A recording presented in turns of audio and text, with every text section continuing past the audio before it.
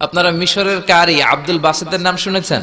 ওনাকে নিয়ে মিশরের প্রেসিডেন্ট জামাল আব্দুল নাসের একবার সোভিয়েত ইউনিয়নে গিয়েছিল, কিন্তু কারি আব্দুল বাসেত ব্লেজার পরতেন না, উনি জুব্বা পরতেন। তো রাশিয়ার প্রেসিডেন্ট বলে, আপনার এইটা আবার কোন মন্ত্রী?